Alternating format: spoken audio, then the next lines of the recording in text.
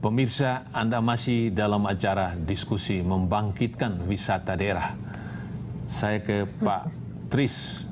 Pak Tris, bagaimana keterlibatan sarana multigeria finansial dalam mengembangkan wisata daerah? Silakan, Pak. Baik, Pak Primus, terima kasih. Bapak Ibu pemirsa dimanapun berada, kami PT Sarana Multigeria Finansial Persero adalah BUMN di bawah Kementerian Keuangan yang menjalankan kegiatan pembiayaan sekunder perumahan. Artinya kegiatan kami selalu berhubungan dengan perumahan dan ini cukup berhubungan erat juga dengan beberapa program yang memang kita jalankan. Selain program untuk perumahan juga mendukung kegiatan pariwisata, terutama yang tadi sudah disinggung untuk pengembangan homestay di destinasi wisata.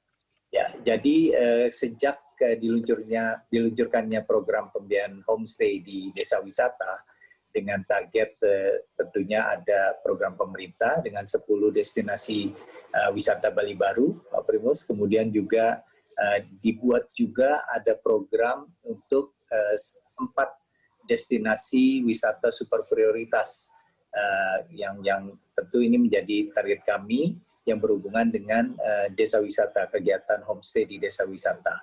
Dan program ini kita luncurkan memang di tahun 2019 awal dan perkembangannya sangat baik, di mana jumlah debitur dan rekanan kami, jadi kami mengoptimalkan adanya struktur di desa, yaitu ada badan usaha milik desa yang bisa kami tingkatkan, kami empower lebih jauh lagi sebagai rekanan kami untuk bisa menyalurkan pinjaman yang sangat lunak kepada masyarakat. Dan ini jumlahnya juga hingga saat ini sudah semakin bertambah. Total dana memang belum terlalu signifikan karena memang baru berjalan 1 tahun. Kemudian di tahun 2020 juga kita lanjutkan. Total sudah sekitar Rp2,9 untuk 49 debitur para penggiat homestay di desa wisata. Dan kita selalu miliar. Pak Tris, miliar. Ya, karena masih kecil, Pak. Jadi memang untuk 49 debitur homestay melalui 4 badan usaha milik desa, ya, yaitu desa di Ngelanggeran di Gunung Kidul, kita ngambil area di sekitar Borobudur juga, dan juga desa Samiran di Boyolali, kemudian desa Pagar Harjo di Kulon Progo, dan terakhir di desa Pute di Mandalika, Lombok. Nah, ini sudah berjalan di tahun 2019. Performanya di awal tahun 2020 sebelum terjadinya pandemi COVID, mitra pembiayaan homestay dari SMF masuk dalam kategori lancar semuanya. Dengan kata lain bahwa program ini berjalan dengan sangat baik tanpa adanya yang mengalami tunggakan. Dan kita tahu bersama ketika pandemi COVID ini menghantam seluruh industri, termasuk juga industri pariwisata, tentunya berdampak cukup signifikan dan kami juga mencoba mengantisipasi kondisi para mitra kami untuk pembiayaan homestay sejak April 2020 hingga 12 bulan ke depan. SMF Persero telah memberikan relaksasi atau holiday payment untuk angsuran pokok dan jasa kepada mereka. Alhamdulillah, salah satunya yang tadinya kita tawarkan untuk relaksasi mulai bulan Oktober 2020 ini, yaitu BUMDes di Pagar Harjo, Kulon Progo, Yogyakarta, menyatakan kesiapan dan berkomitmen untuk memulai kembali angsuran secara normal. Dan ini mungkin sebagai gambaran mulai adanya kegiatan wisata, terutama untuk wisata domestik, untuk mengunjungi kembali desa-desa wisata tersebut. Demikian Pak Primus. Terima kasih Pak Tris. Luar biasa ya, sudah menyalurkan dana, bekerja sama dengan BUMDes ya. Betul. Desa. Baik. Sekarang gilirannya Bu Inge Setiawati dari BCA. Ya, Pak. BCA juga banyak sekali membantu desa wisata lewat CSR-nya. Silakan Bu Inge. Ya, terima kasih Pak Primus. Selamat siang para pemirsa sekalian. Saat ini BCA memiliki 12 desa binaan. 12 desa ini bervariasi, Pak. Ada yang memang murni desa wisata, tapi ada juga yang memang merupakan desa sesuai dengan protokol kesehatan dari pemerintah. itu UKM. Nah, kemudian dari 12 desa ini, 3 itu terletak di daerah istimewa Yogyakarta, yaitu Penting-Sari, Wukir-Sari, dan Desa Bejiharjo, Guapindul. Kemudian ada 1 di Pekalongan, yaitu Gemah Sumilir. Ini adalah komunitas yang berbentuk koperasi. Lalu ada lagi 1 yaitu Gunung Kelir. Ini adalah 1 dusun kopi yang letaknya dekat dengan Semarang. Kemudian di Jawa Timur itu ada Desa Taman Sari yang terletak di Banyuwangi. Lalu ada 1 Puncak Tingan itu di Bali.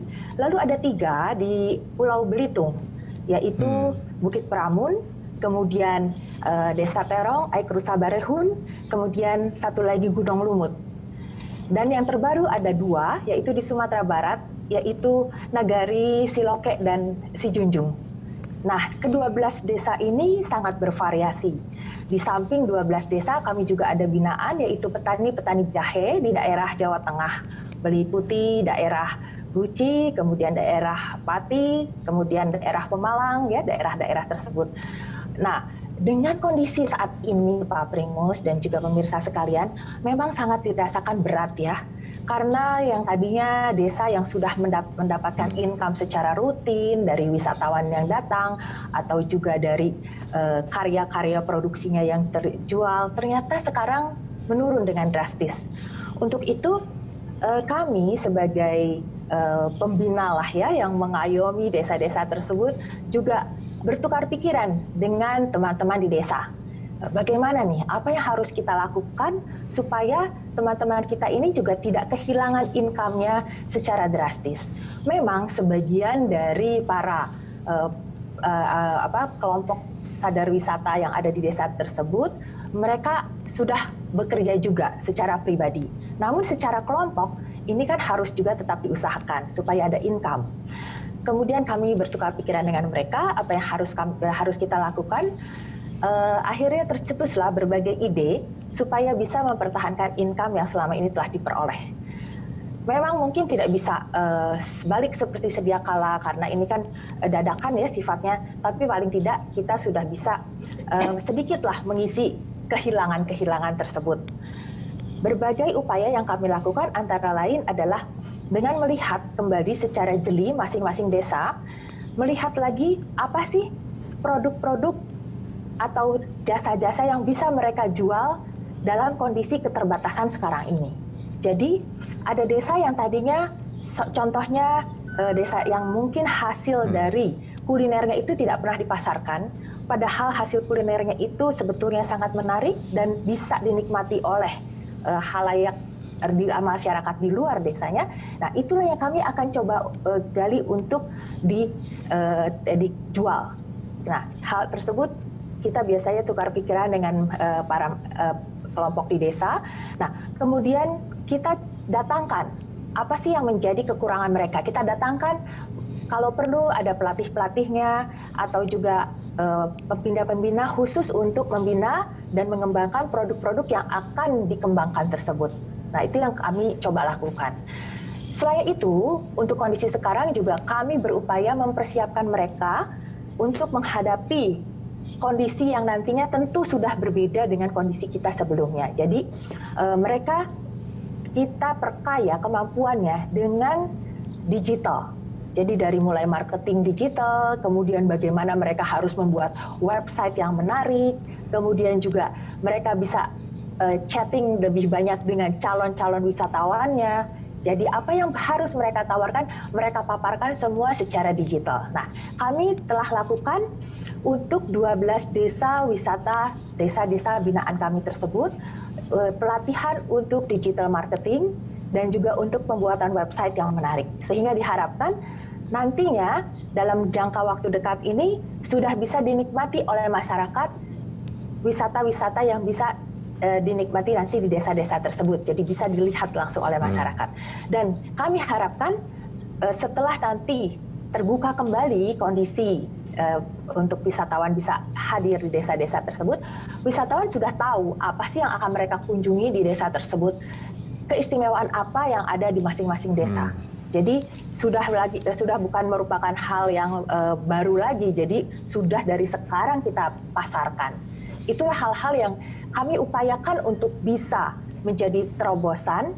Dan sebenarnya juga dengan adanya kondisi sekarang ini ada hikmahnya ya Pak Primus dan pemirsa sekalian, karena tadinya teman-teman di desa mungkin agak enggan untuk menyentuh atau mempelajari produk-produk atau sarana-sarana digital karena dirasa sudah terkenal ya desanya, sudah cukuplah dari mulut ke mulut, kemudian mungkin promosi-promosi yang sifatnya konvensional ya melalui mungkin dari travel bureau, mungkin dari hotel-hotel ya, mungkin mereka tadinya sudah merasa cukup aman dengan cara seperti itu, tapi dengan kondisi sekarang ini mereka terdorong mau tidak mau mereka harus belajar bagaimana memasarkan secara digital.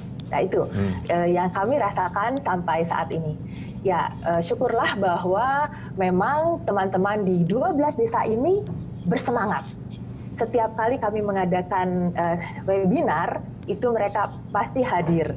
Dan memang webinar kami itu diadakan juga memang dengan mengumpulkan teman-teman dari berbagai desa juga, sehingga mereka bisa bertukar pikiran di situ. Nah itulah yang telah dilakukan oleh BCA saat ini dan sebelumnya.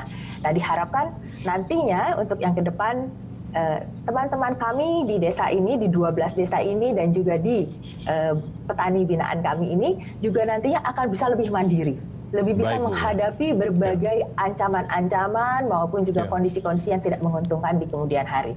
Baik, terima kasih Bu. Pak Primus. Ya, luar biasa BCA nih. Hanya kapan ke Labuan Bajo, ke Flores yang belum ya?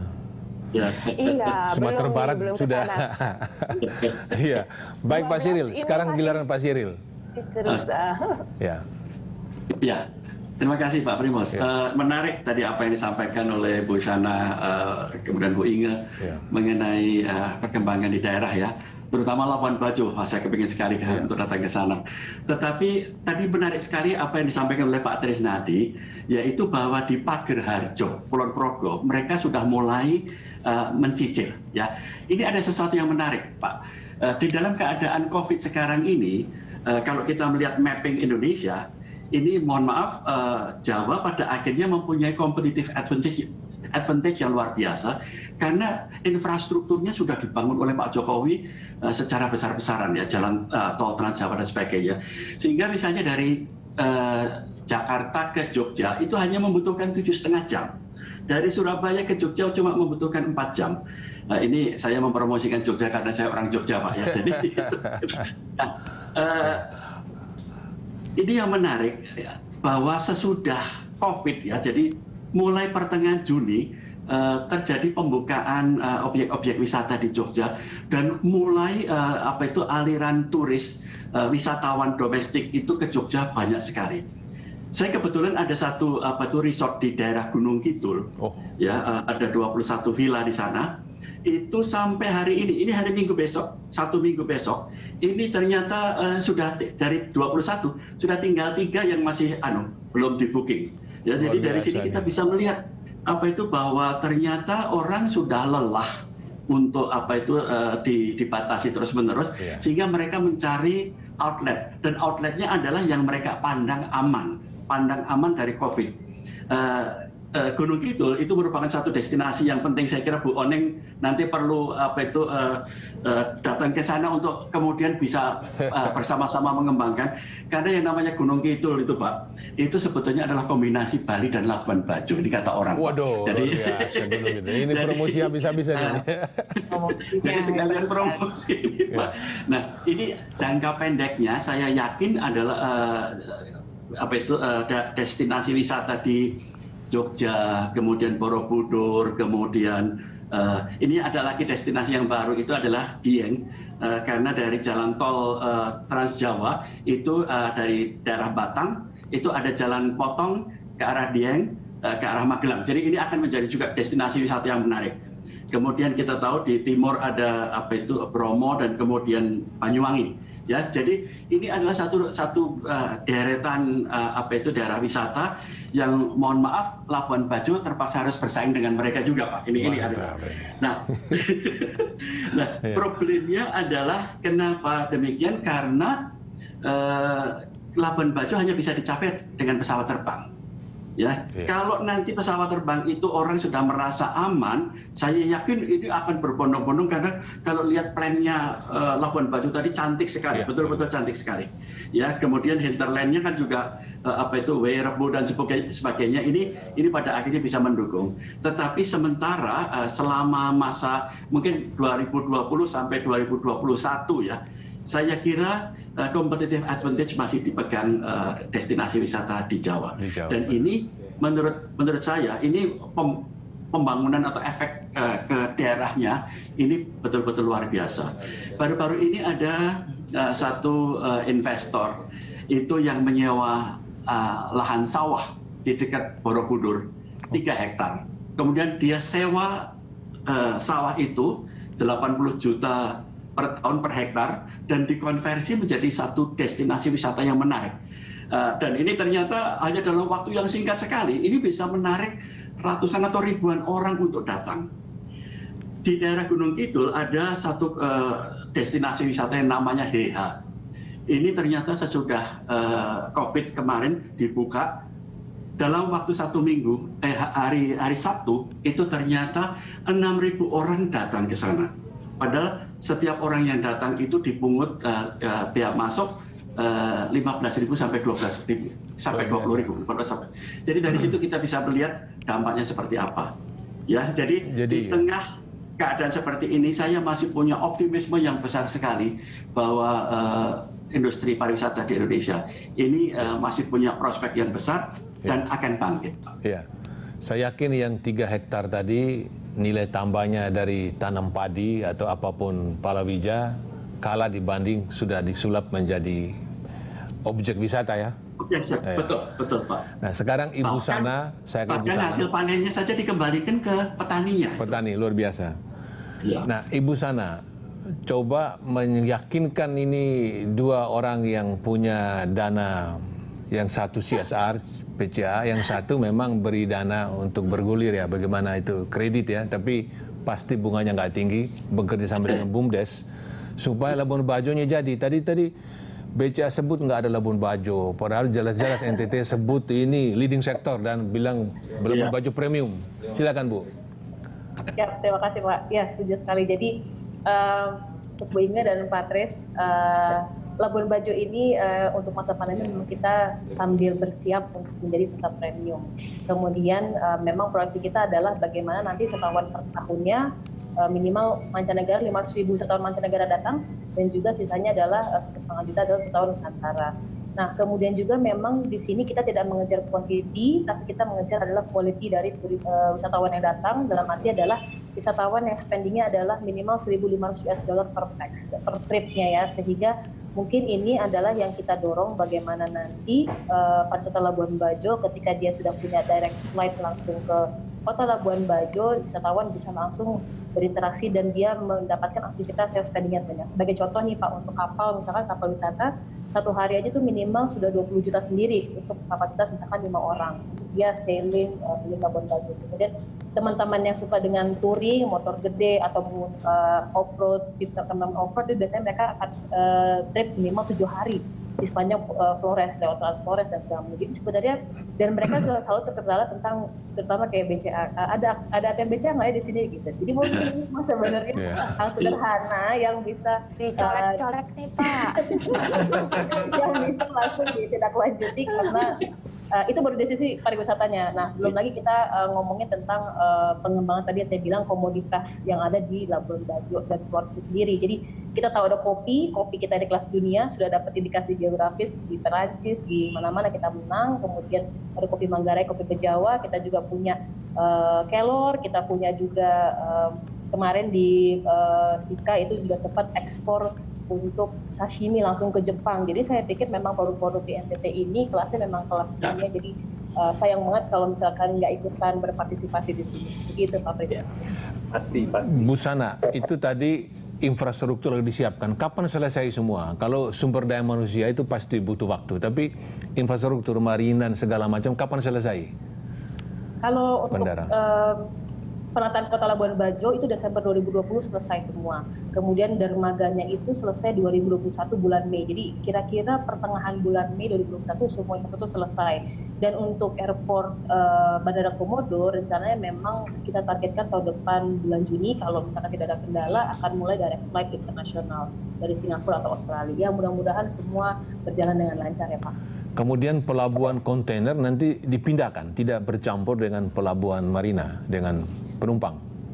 Betul, seperti yang kunjungan Pak Menko Maritim dan Pak Menteri PUPR minggu lalu, bahwa memang dalam waktu 2 minggu pelabuhan kontainer yang sekarang di pelabuhan wisata sudah akan dipindahkan dulu kontainernya dan sudah akan fokus untuk pembangunan pariwisata. Sementara pelabuhan Waik Lambu itu direncanakan akan selesai mudah-mudahan awal tahun depan juga Pak, dan bisa mulai beroperasi untuk menjadi pelabuhan kontainer. Sehingga nanti akan terpisah logistik sendiri dan pariwisata sendiri. Iya, tantangan dari otorita ini selain membangun Labuan Bajo, tentu saja fokusnya adalah Komodo National Park ya. Bagaimana bisa membangun Flores semuanya. Itu. Tapi dari sisi pemerintah, kementerian itu bagaimana supaya Labuan Bajo itu punya dampak ke seluruh Flores, Bu? Ya. Ya, pastinya memang yang kita buka adalah konsep aksesibilitas ya yang paling utama. Jadi untuk ke Flores kan kebetulan kita sudah punya jalan Trans Flores yang sudah selama ini dipakai juga untuk Corridor Flores gitu ya.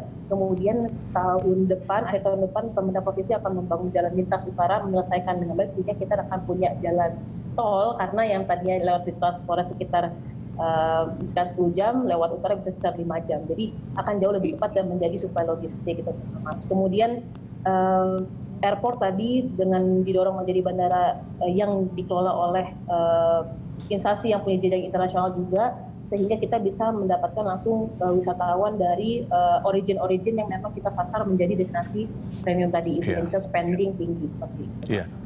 Ya, 1 menit menjelang jeda Bu, itu otorita di mana-mana yang sudah paling tua, otorita Batam, itu nggak bisa berjalan karena kerjasama dengan local government, biasanya dengan Pemda, biasanya susah. Soal perizinan misalnya, Pemda, Pemprov, atau otorita. Otorita maunya kalau one stop service gitu. Bagaimana Bu? Jadi kalau Badan Otorita Pariwisata ini memang bentuk yang berbeda Pak dengan Otorita Batam ya, karena di sini punya 2 fungsi otoritatif dan koordinatif. Nah, selain fungsi otoritatif memang kita punya kawasan pariwisata terpadu yang disediakan pemerintah pusat sebesar 400 hektar.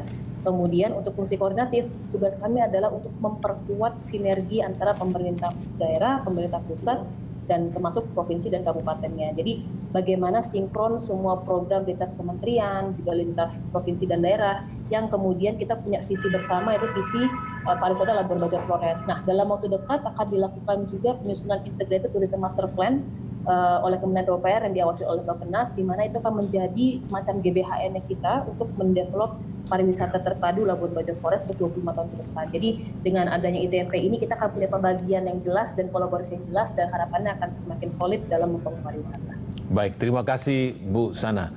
Pemirsa, kami segera kembali untuk masuk sesi terakhir. Jangan kemana-mana.